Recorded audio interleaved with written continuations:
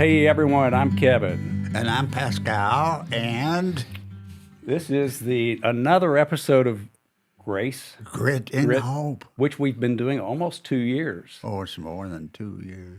Yeah. But anyway. We've got a fantastic guest today. Oh, Lord, yes. We're honored to have Michael Johnathon on the show. Michael, thank you for coming. Oh, it's an honor. Thank you for inviting me. What a nice thing. Pascal, it's nice to meet you, and Kevin, it's nice to meet you. And what a beautiful facility at Northside. They've done such a good job for the podcast community. And oh, yes. Congratulations on your 2 years. Okay. Thank you so much. Well, I was looking over your background, and we almost need a table of contents to explain your background. Mm-hmm. But if I could just briefly go over it. Michael, you're a folk singer, a songwriter, movie screenwriter, playwright, organizer of Song Farmers, winner of the Milner Award, founder of WoodSongs Old Time Radio Hour, which airs all over the world weekly on hundreds of radio stations. So welcome to the show. And the high point is doing the podcast today. All of that. Well, I did all of that just so I can come to Grace, Grit, and Hope. Well, you're the face of WoodSongs, of course, and thank God for radio, right? But you grew up in New York State. Mm-hmm, I did. Ironically, we may have even lived close near each other for a while because we got married, my wife and I, and moved to Poughkeepsie. In 1987. Yeah.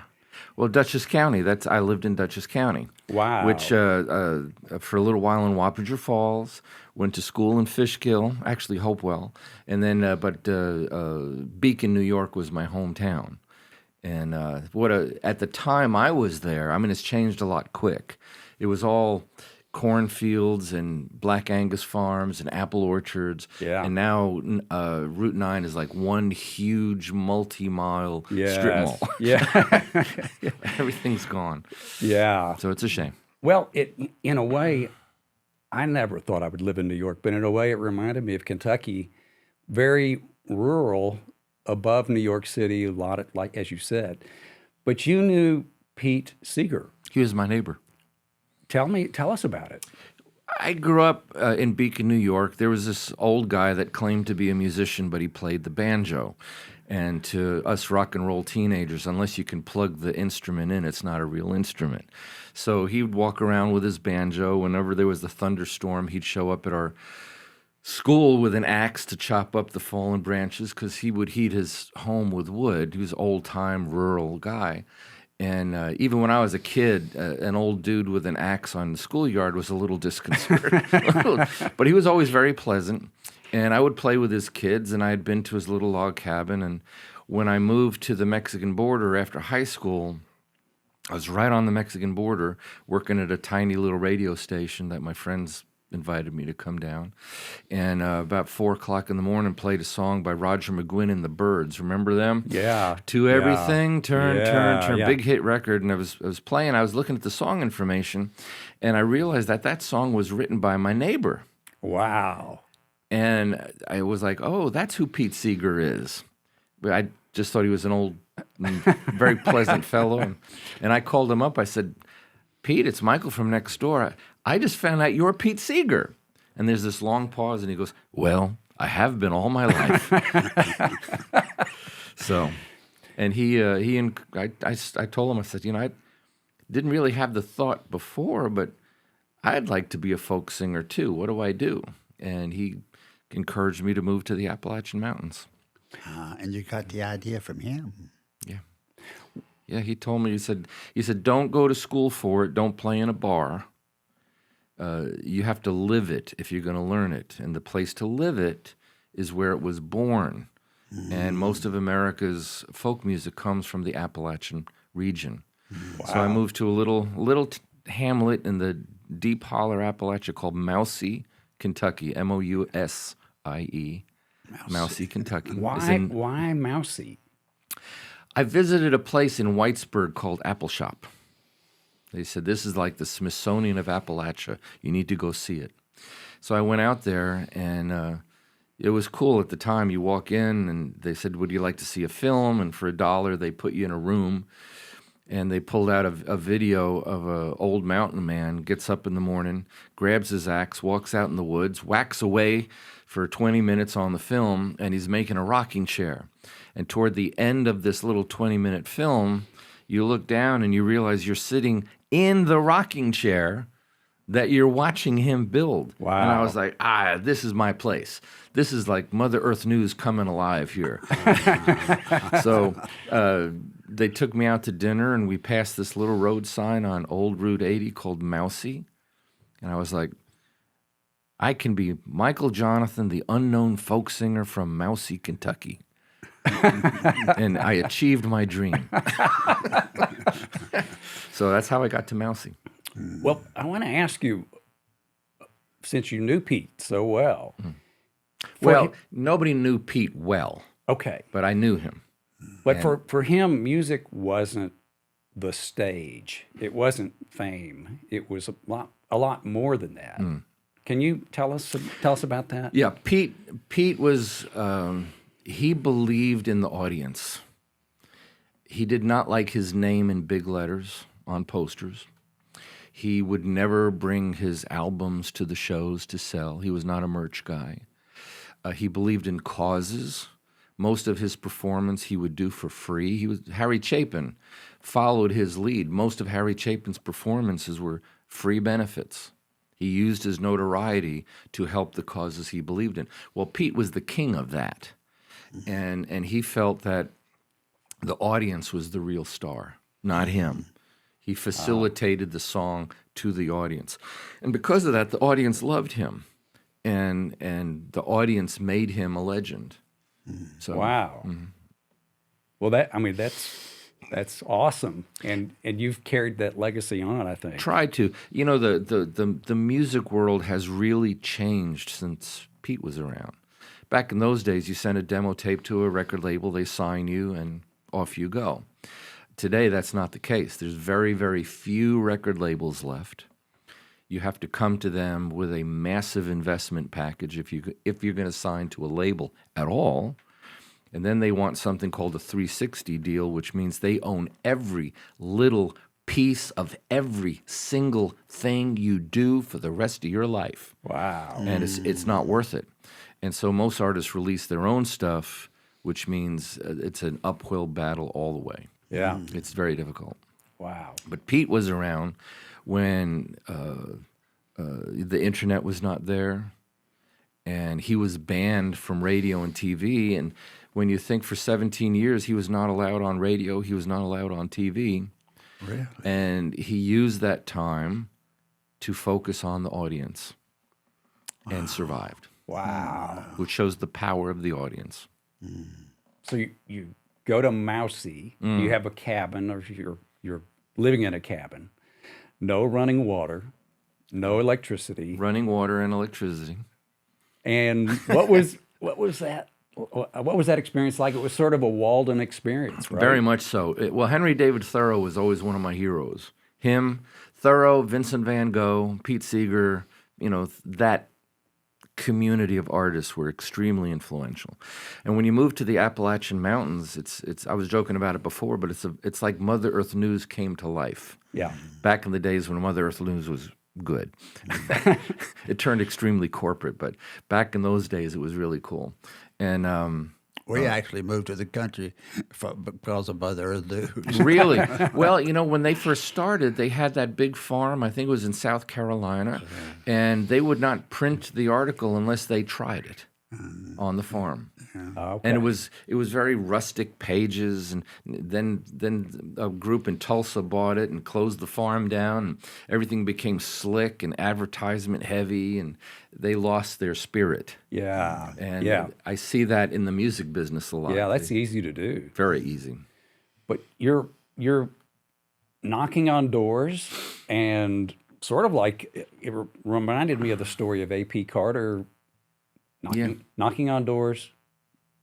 Where did you get the idea for knocking on You're doors? asking for songs. I wanted to learn, Pascal. I was following Pete Seeger's recommendation. focus on the audience, not the stage.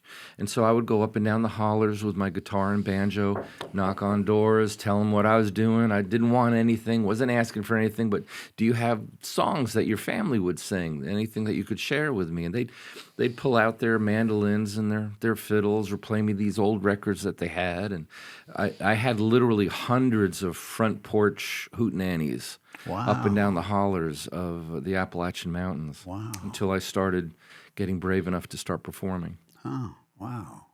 So you really did jump in from scratch, didn't you? You know, when you're footloose and fiancé free, you do things that others might consider imbalanced.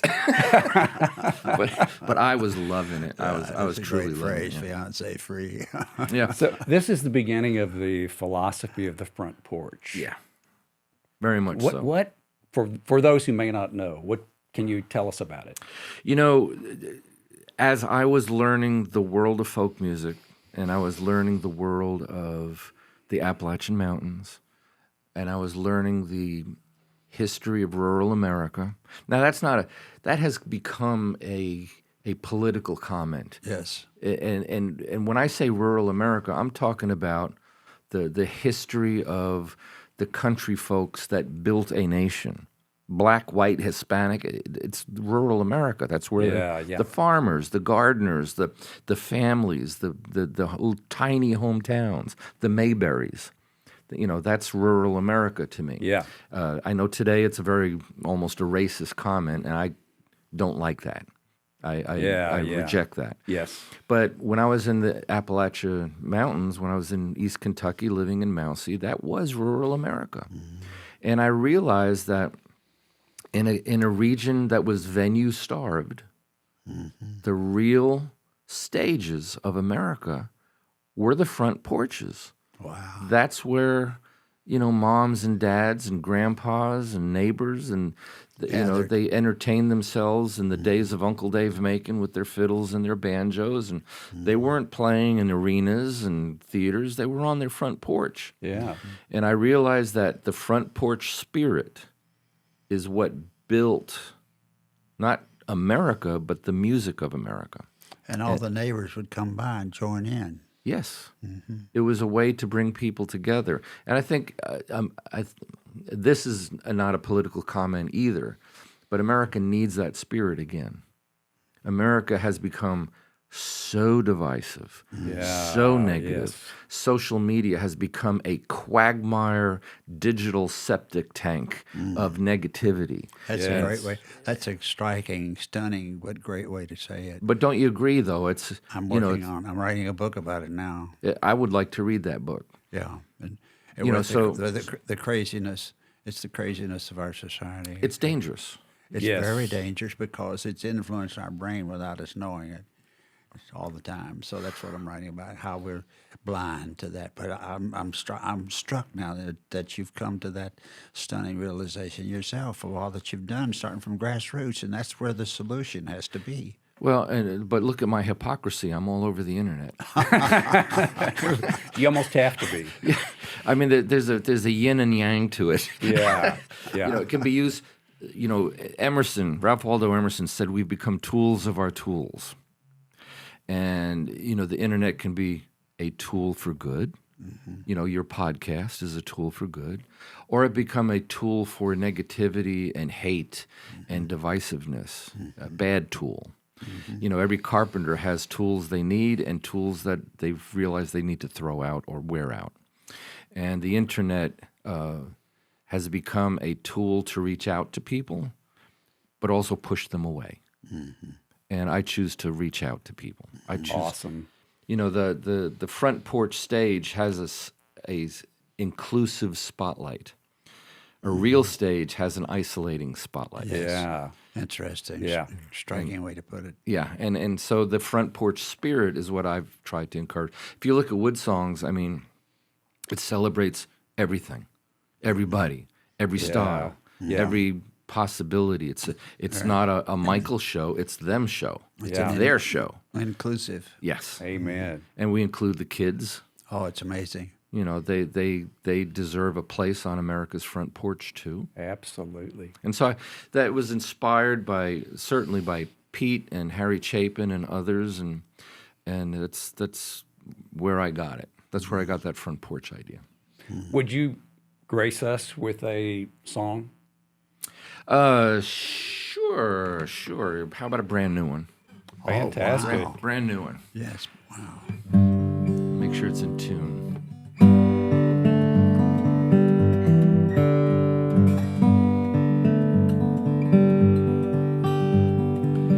Dancing in the rain, and I'm holding you again, feeling like forever is far away.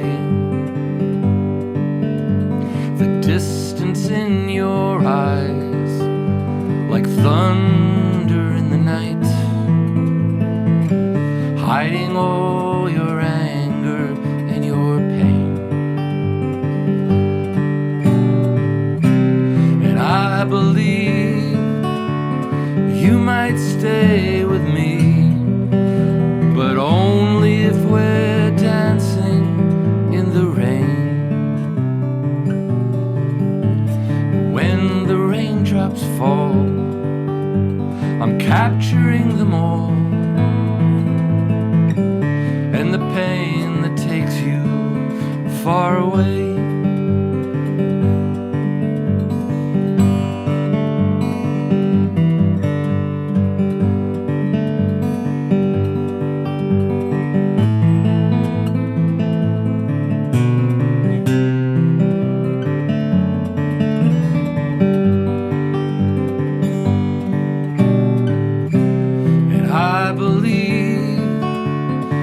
Might stay with me, but only if we're dancing in the rain.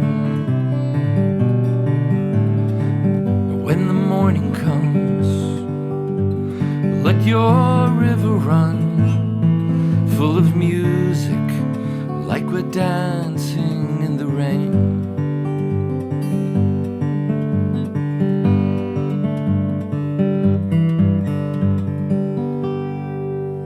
Wow. Awesome. And it was almost in tune. I almost picked up my guitar with you. Harmonica. Good. So you're in Mousie. How do you decide to come to Lexington and begin this show that started very humbly called the WoodSongs Old Time Radio Hour? Well, this is the shadow of Pete Seeger looming over top of me again. So I'm in Mousie, Kentucky. I'm traveling up and down the hollers collecting these songs, and then I realized I'm broke. And there's no stages. There's none. Pete said, don't play in any bars. Well, that's not a problem because there's no bars out there. Everything's dry. There's no place to play. I'm like, well, what am I going to do? Well, Pete Seeger was a big environmentalist. And one morning I came back to my little home there in Mousie, and someone had dropped off a stack of Mother Earth News magazines because they knew that I liked Mother Earth News. And I loved being in the country and planting a garden, and the holler across from me, the guy taught me how to plow with his old mule Bill, and I was really into it. And the music and everything. So they dropped off these back issues of Mother Earth News magazines, and one of them was the front cover of Pete Seeger. I was like, oh, this is cool. And I read it, and it was all about his environmental movement. And after, he created the Clearwater, which was a boat that would sail up and down the Hudson because the Hudson was so polluted. And the idea was, let's build this colonial boat. We'll do concerts on the shore. People will come to the shore. They'll see how dirty the river is, and they'll want to clean it up. Well, it worked. It was amazing. It worked. It's still in existence now. And so I was like, well, that's an idea. How do I do that in the mountains? And I looked around me, and along the road, in the roadsides and the hollers was full of trash. Why? Because people had no place to put their trash. They'd dump it on the side of the mountain. The rains would come and wash it all down the mountains. Yeah. Matter of fact, you could go... I wrote a song called Pamper Creek, which is about the Big Sandy River between Pikeville and Prestonsburg, And the joke was that you can tell how high the floodwaters were by where the pampers were hanging from the branches. I was like, that's a song. I'm going to write that song. So I was looking at that and I was like, I wonder, is it possible to sing about the environment and the earth like Pete did, but not a boat? Maybe I should go to the schools, right? So I went to a little elementary school in Allen, Kentucky, which is right up the road from Mousie. And I went to the principal. I said, I like to sing about the earth and the environment. He goes, well, that's a good idea. That's part of our curriculum. That fits right in our education thing. He goes, what would you charge? Well, I'd never charged anything in my life. I'd never done it before. I says, I don't know. What will you offer? He goes, $2. And I'm like, $2? But I was like, I've never done it before. Let me get this on my resume, take his darn $2 and leave because I'm probably going to suck anyway. I didn't know if I was worth $2. So it's time for the concert. 800 kids come piling to the gymnasium, and I'm singing about the earth and environment and sing along, and I couldn't hear myself, and the PA was terrible, and the kids are loud. And after my 25-minute concert, they get up and leave, and the principal goes, all right, come to the office, we'll settle up. And I'm thinking to myself, I am humiliated. Let me go home. Keep your $2. I just want to leave. He goes, now come on in. And we sat there, and he was one of these old-timey principals that like to talk. And it was torture for me because I was so embarrassed. I just felt that I just sucked to high heaven, and I just wanted to leave.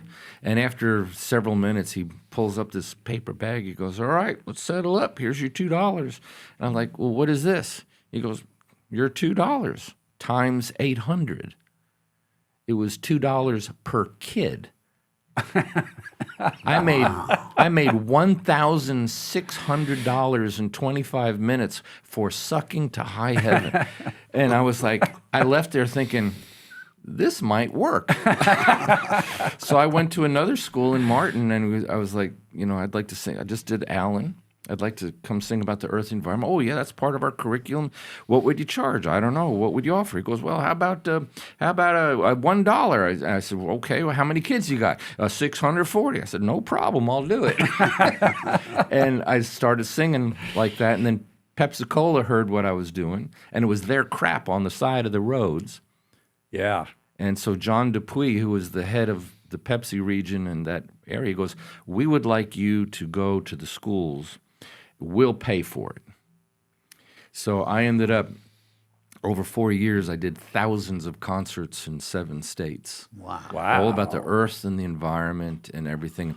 That's why I moved to Lexington. I had to get, in the mountains, it took me 2 hours to start my trip.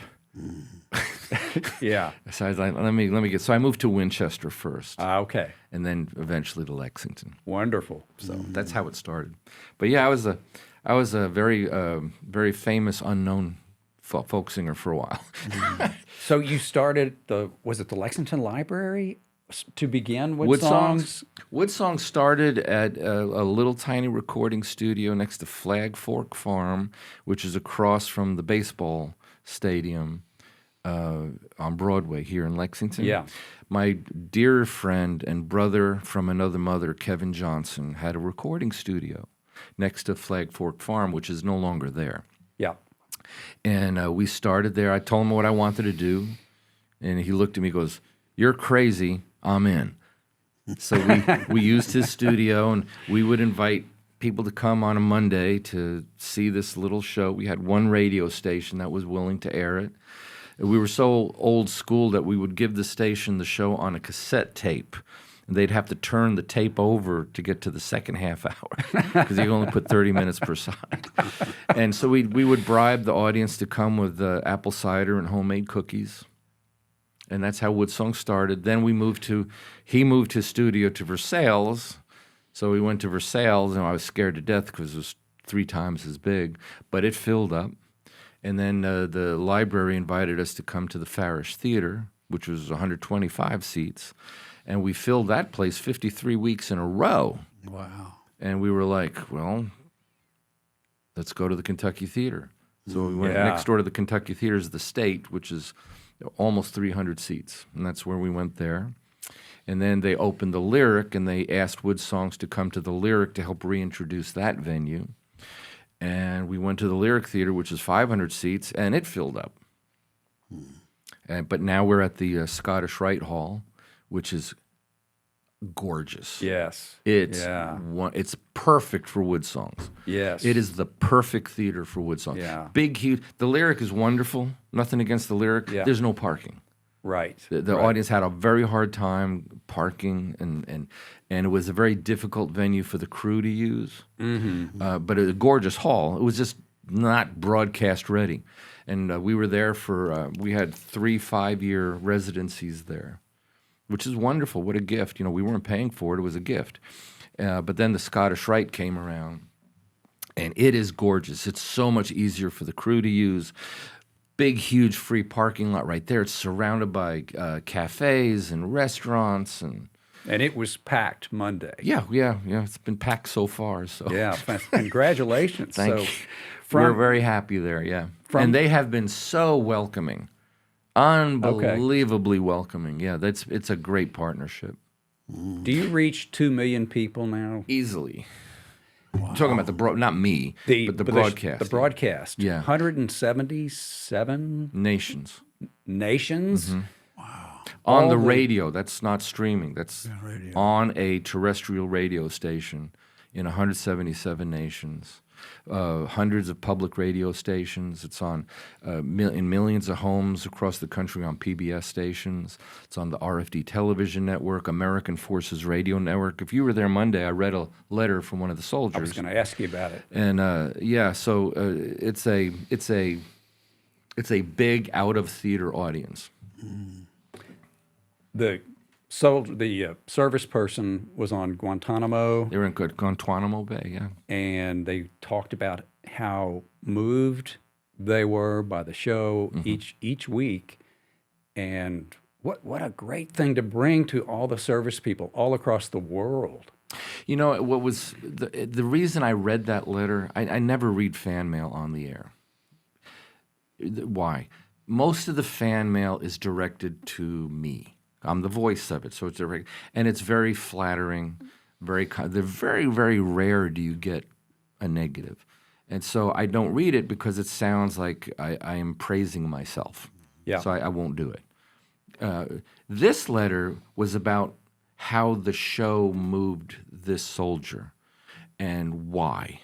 Yeah. And I thought this would be nice for the crew to hear. It would be nice for the audience, but especially when the audience hears me say we're on hundreds of stations, we're this, we're that, we're on American Forces Radio Network in all 177 nations and all the military bases. That's way up in the air. Yeah, it's like, well, yeah, right. Well, maybe or maybe not. Well, yeah, here it is. Here's proof. Yeah. All the way from Guantanamo Bay.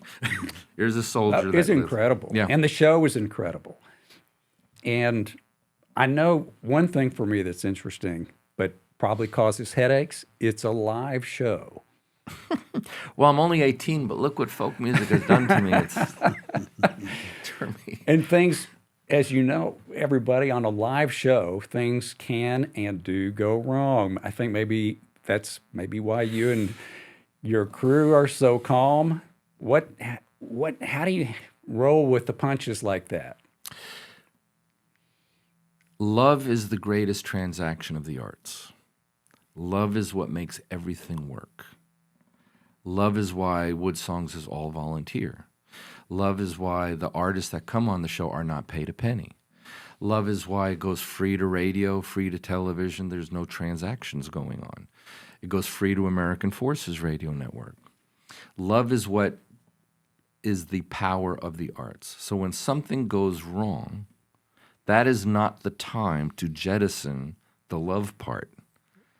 You stay calm and polite, and everybody works together, and it's not the end of the world. Yeah. I'm going to give you an example. The first show at the Scottish Rite Concert Hall, we had our friend Ben Soley, wonderful cellist, and we had this powerful, popular, award-winning duo, Over the Rhine, coming off a national concert tour. So it was Ben Soley, Over the Rhine, an amazing WoodSongs Kid. That was our first show. Sold out, packed out, wall to wall, not a seat in the house. 4 o'clock in the afternoon, Linford, the husband, and Over the Rhine says, "Hey, we got to Lexington. Karen has an injury. We have to turn around, go back to Cincinnati." Wow. It's 4:00 in the afternoon. Doors open in 2 hours. We just lost the co-headliner on the opening show. And, stay calm. Let's figure it out. And there was a young kid in Louisville who is opening for Tyler Childers around the country. This is a big deal. And we offered it to him. He got in the car within 5 minutes. He made it to Lexington for sound check. It went great. Wow. Everything was fine. Wow. And no heart attacks. But you about had an aneurysm. Your co-headliner's gone, and it's like 2 hours before the audience starts walking, and what are you going to do? So things happen, but you just stay calm. Amazing. We're going on 20-plus years now, right? Yeah, easily, yeah. And 1,166 shows. Wow. And biggest names in the business, Joan Baez and Judy Collins and Nora Jones and on and on and on. Bela Fleck, the Mavericks, Roger McGuinn, everyone from John Michael Montgomery to Amy Grant to, everyone that you could think of. And at the same time, we have these Grammy Award winners each week. You have a WoodSongs Kid. Mm-hmm. Why? And so you put a WoodSongs Kid on stage with these Grammy Award winners. Why? Because usually the kid blows the Grammy Award winner off the stage. But how do you keep repeating, finding kids like that? Well, they come to WoodSongs is the only national stage for kids to play on. Wow. And the parents, Wow. they're like, "Well, what about my kid? I'll give you an example. Tommy Emmanuel is arguably the greatest, most popular guitarist in the world. He's been on WoodSongs 11 times. Never paid him a penny. He was on, I was like, his first time he was on, I was like, where are we going to find a kid to play on a show with Tommy Emmanuel? And we found a little kid in Richmond, just 30 minutes away from here. His name was Parker Hastings. He was like 12 years old, and he could play Tommy's stuff note for note at 12 years old. Wow. And he duetted with Tommy on the show. Another time we had Sam Bush. Actually, the first WoodSongs Kid. This was what happened. Sam Bush was on WoodSongs. The whole show was devoted to Sam. Multi-award winner, a huge mandolin player, played with everybody. Sam Bush is on the show, and there's this little 10-year-old girl in the front row cradling her mandolin. She wanted Sam to sign her mandolin. And we thought, well, she's just as cute as a little button, and, let's invite her up on stage and bring her mandolin. Well, she wanted to play with Sam. Okay, play with Sam. She and Sam Bush, if you go on YouTube, look up Sam Bush, Sierra Hull WoodSongs. She's now a multi-Grammy Award winner playing Carnegie Hall and touring around the world, but she was 10 years old, and she played note for note Sam Bush on WoodSongs cold. Wow. And I was like, this is a good idea. This is great. Who would have known a 10-year-old could do that? And so we've been doing Absolutely. WoodSongs Kids ever since. It has morphed into its own TV series now. Wow. One thing I really enjoy, which you did again on Monday, you do it every week, 40 shows a year. You talk to the musicians, and you get them between songs to tell their stories. And Barry Abernathy this week talked about. Can you tell us about about Barry's story and Jessica Fisher and why you pull that out of the musicians as part of the show? I bet you've got a song about that, pulling out the stories. Well, Barry Abernathy is the banjo player for Appalachian Roadshow. They're the nominee for IBMA Entertainer of the Year. It's a big deal. Barry was born with only a thumb and a partial index finger. He has no fingers. and yet he's one of the major banjo players in the world of bluegrass. His left hand, where he normally has with the frets, he only has a thumb and a finger, and yet he's able to play brilliantly. And, a story like that to show I can overcome anything. I can overcome, it's a storm in his life. I don't have a hand that I can play, but I'm going to play this thing anyway. Jessica Willis Fisher grew up in a very media-friendly, popular family, and the father was a rapist and abuser, 12 children that he brutalized and was violent with, and it was hidden from the public, and she had to report her father for what he was doing to her at 24 years old.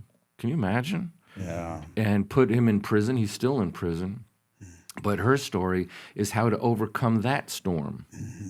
And, I was thinking about those stories, and at the end of the show, I quoted Vincent van Gogh. There's peace even in the storm. Van Gogh went through his own storms, his own trials, his own problems, and he overcame them all. He never saw his success, but, Barry got to see his success. Yeah. Jessica got to see hers. And I want the audience to be able to see theirs if they have that kind of bravery. Amen. You're really teaching resilience. Pretty much. You're teaching grit. Yeah. Well, we with all need the that these stories. days, don't we, do, Pascal? yeah. Oh, You're absolutely. 97 years old. You've seen America change multiple times. Oh, it's incredible. Yes. What's the biggest change? The biggest change is incredible because it's right now. We've never had a time in human history where our brain is being changed immediately outside our awareness. That's what's happening right now, and we're blind to it. Nobody's ever taught us how our brain works.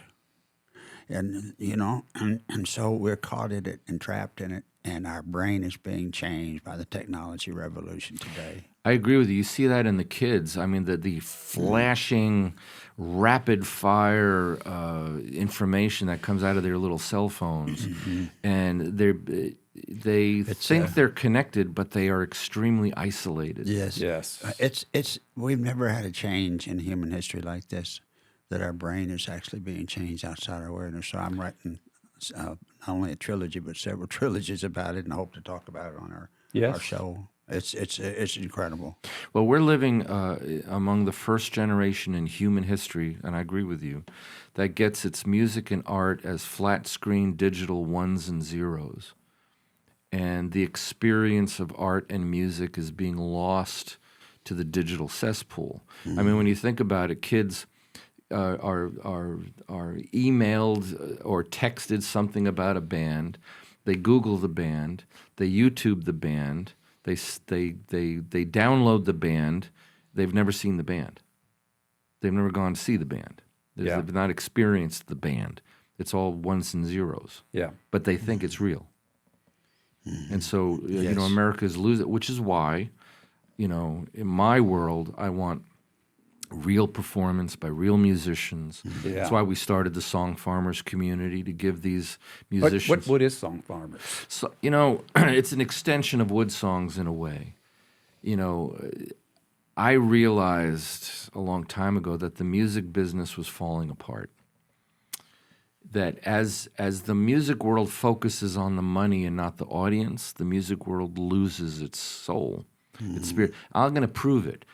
Anybody that's been to Nashville to see Music Row, this grand historic music neighborhood that gave birth to Johnny Cash and Hank Williams and Waylon Jennings and Garth Brooks, and these three little blocks of publishers and record labels and recording studios and artists walking around with their guitar cases going, pitching songs, and it's gone.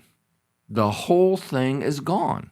It's been replaced by law offices and dentists and strip malls and coffee shops. And Music Row in Nashville is gone because they focused on the money, not the love, and they lost everything. And I wanted to create a community of artists that were focused on the love. And that's what Song Farmers is. The slogan of Song Farmers is, we're building a front porch around the world. Wow. Wow. And so there's over 100 chapters. And what they do is once a month or so, they gather their friends and neighbors on a literal front porch or a cafe. A lot of folks, they use the library community rooms here. Brian Clausing heads up the Song Farmer chapter here. There's over 100 chapters, and they just gather in a big circle and they sing the same song together at the same time. Yeah.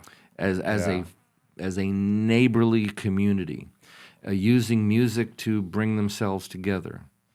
And Song Farmers is growing strong. It's growing fast. Tremendous. It survived the pandemic. Wow, that's saying something. That alone, yeah. Well, what's your favorite song that expresses the hope that you love and the love that you use to inspire yourself? And could we hear it? Yeah.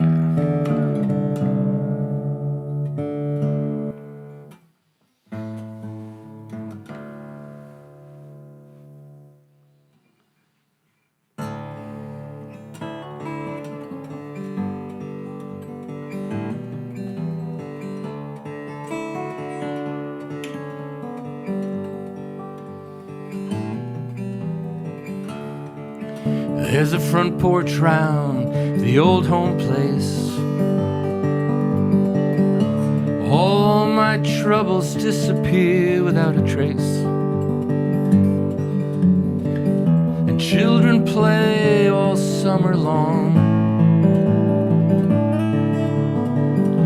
The world feels right, like nothing's wrong. And fireflies dance on a starry night. We need a front porch round my life. We need a front porch round my life.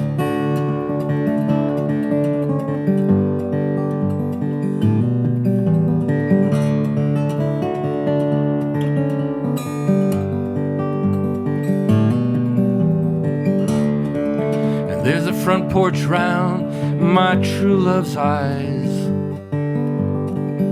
I could sit and watch that girl all my life.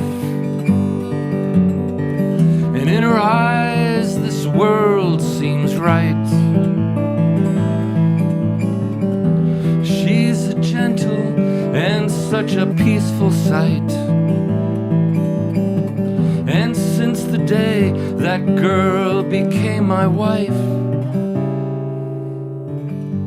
I had a front porch round my life. I've had a front porch round my life.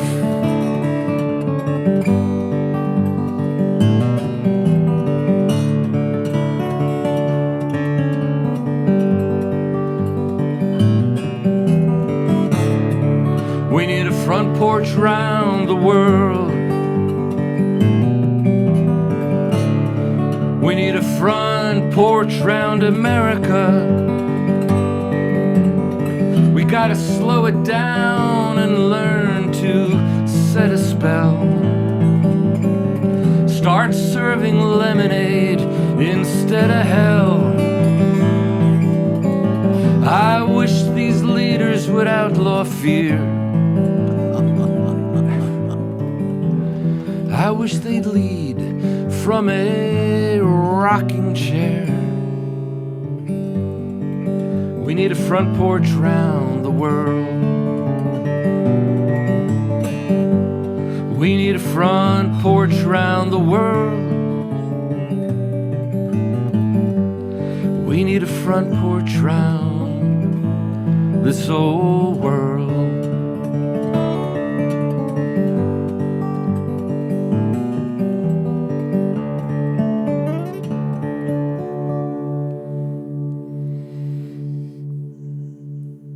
That's how I feel. Tremendous. That's how I feel. Well, we're That's- almost. that, Go ahead. that front porch symbolizes so much for you. It does. It does. I live in a log cabin between Lexington and Paris, and start my day with a wood stove burning in the wintertime and apple orchard in the backyard and garden, and it's a creative space with a lot of front porches on it, and it helps me live the atmosphere that I normally can't live, because to talk about folk music in rural America and front porch, you have to you live your life in cars and motel rooms. Yeah. It's not exactly a conducive thing. So to come home to a rustic lifestyle really keeps me grounded. This is what it's for. This is what I'm thinking about. This is where my heart is. Talk a little more about your front porch. Well, it's an old log cabin. It sits on 7 acres, and when I moved there, there's a stream between the road and the house, the cabin, and there was no bridge. So whenever it rained, you either stayed on the roadside or you got trapped in the house. You couldn't get through the creek. So I built my own bridge, and it has not fallen down.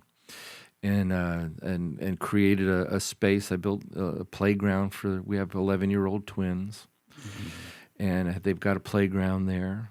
And it's a center of art and oil painting. And I've got a poetry book coming out later this fall. And I've written movie scripts there, and we have a little studio in the back apple orchard in the back meadow, and that's where WoodSongs is organized and Song Farmers is organized, and WoodSongs Kids has become its own TV series, and Mr. Rogers' Neighborhood has endorsed it.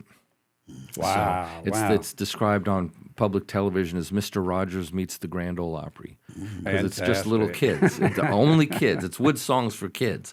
And so all of that is going on, and the little log cabin and the rocking chairs on the front porch is where I rejuvenate away from the digital noise. Yeah. So front porch means down home in a deep, profound way. It's the poetry of America. It was the grand pulpit of every hometown.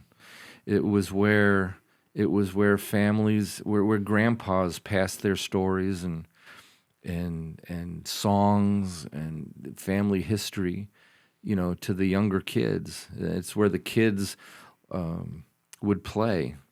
It's where moms and dads would dance during the rainstorm. They'd be on the front porch together. It is the most romantic center of a home, next to the kitchen. Amen. Next to the kitchen. Well, guys, we are almost out of time. We've asked a bunch of questions.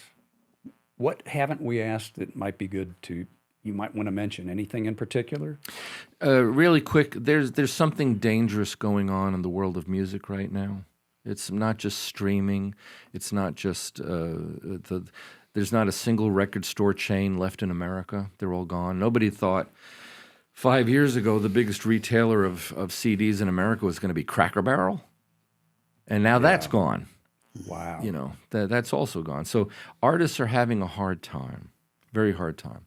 One of the things that's happening is that publishers, because there's no record sale money coming in anymore, publishers are lunging like vampires to scrape together royalties. Not for their artists, that's how they pay themselves. And so what they're doing is they're preventing artists from playing other people's songs. These are called cover songs, not the songs that you wrote. But let's say you like If You Could Read My Mind. You pay a license to put it on your album. You've paid for the right to put it on your album. Here's the problem. You're not allowed to perform that song.